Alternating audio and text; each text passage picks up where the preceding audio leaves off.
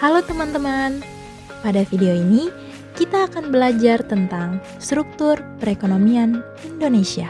Kita akan membahas mulai dari pengertian struktur perekonomian, jenis-jenis struktur perekonomian, transformasi struktur ekonomi Indonesia, karakter struktur ekonomi Indonesia, pelaku dan kegiatan ekonomi, kebijakan struktur perekonomian, dan yang terakhir, kesimpulan.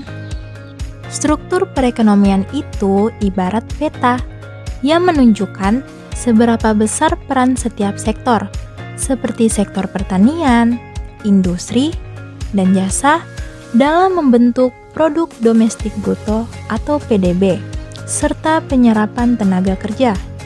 Dengan melihat struktur ini, kita bisa tahu bagaimana tingkat kemajuan ekonomi suatu negara. Secara umum, struktur ekonomi dibagi menjadi 3. Pertama, struktur agraris, yaitu ketika sektor pertanian menjadi sektor utama. Mayoritas penduduk bekerja sebagai petani dan hasil pertanian menyumbang besar pada perekonomian. Kedua, jenis struktur industri, di mana sektor industri atau manufaktur lebih dominan.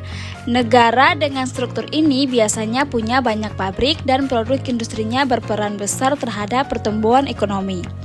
Ketiga, jenis struktur jasa. Di sini sektor jasa seperti perdagangan, transportasi, pariwisata, keuangan, hingga pendidikan menjadi penopang utama. Perkembangan teknologi dan gaya hidup masyarakat membuat sektor jasa makin penting. Transformasi struktur ekonomi Indonesia.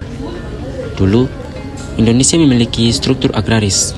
Sebagian besar penduduk bekerja di pertanian. Namun, sejak masa Orde Baru, pemerintah mulai mendorong pembangunan industri. Hasilnya, sektor industri dan manufaktur mulai tumbuh pesat.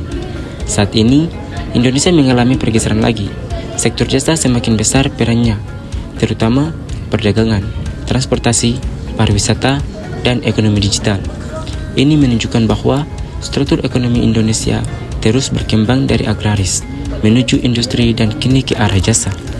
Karakter struktur ekonomi Indonesia.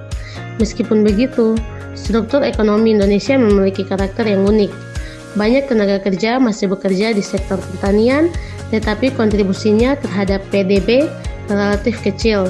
Sebaliknya, sektor industri dan jasa menyumbang PDB lebih besar, tetapi tidak menyerap tenaga kerja sebanyak pertanian. Kondisi ini membuat ekonomi Indonesia disebut bersifat dualistik karena ada perbedaan antara jumlah tenaga kerja dan kontribusi ekonomi tiap sektor. Pelaku dan kegiatan ekonomi. Dalam struktur ekonomi Indonesia ada beberapa pelaku ekonomi penting. Yang pertama, ada produsen yang menghasilkan barang dan jasa. Kedua, ada konsumen yang menggunakan barang dan jasa sekaligus menyediakan tenaga kerja. Yang ketiga, pemerintah yang berperan sebagai pembuat aturan sekaligus pelaku usaha. Yang keempat, ada lembaga keuangan seperti bank dan koperasi yang membantu perputaran uang. Dan yang kelima, ada masyarakat luar negeri yang terlibat melalui kegiatan ekspor dan impor. Semua pelaku ini menjadi 3 kegiatan utama. Yang pertama, produksi, yaitu membuat barang dan jasa. Yang kedua, distribusi, yaitu menyalurkan barang dan jasa. Dan yang ketiga, ada konsumsi, yaitu menggunakan barang dan jasa untuk memenuhi kebutuhan. Kebijakan struktur perekonomian. Dalam pembahasan ini, kita akan fokus pada 3 aspek utama. Yang pertama, kita bahas kebijakan fiskal. Kebijakan fiskal adalah kebijakan yang berhubungan dengan penerimaan dan pengeluaran negara melalui APBN.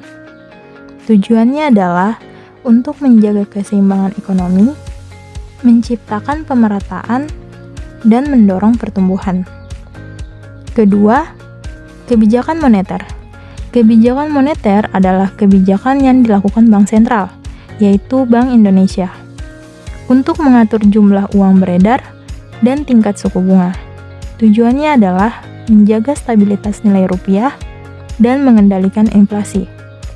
Ketiga, kebijakan struktural. Kebijakan ini berfokus pada kegiatan produksi dan jasa secara langsung agar ekonomi lebih produktif dan tidak hanya bergantung pada satu sektor saja. Jadi, bisa kita simpulkan bahwa struktur ekonomi Indonesia terus mengalami perubahan dari yang awalnya dominan pertanian, beralih ke industri, dan kini semakin bergeser ke sektor jasa. Namun, ketidakseimbangan masih ada, karena tenaga kerja banyak di pertanian, sementara nilai tambah ekonomi lebih besar di industri dan jasa. Itulah tantangan yang terus dihadapi Indonesia untuk mencapai struktur ekonomi yang lebih seimbang dan mampu meningkatkan kesejahteraan masyarakat. Sekian pembahasan kita tentang struktur perekonomian Indonesia. Semoga penjelasan ini membantu kalian memahami gambaran besar bagaimana perekonomian negara kita berkembang. Jangan lupa untuk belajar lebih dalam, karena ekonomi itu sangat dekat dengan kehidupan sehari-hari kita. Terima kasih sudah menonton, sampai jumpa di video berikutnya.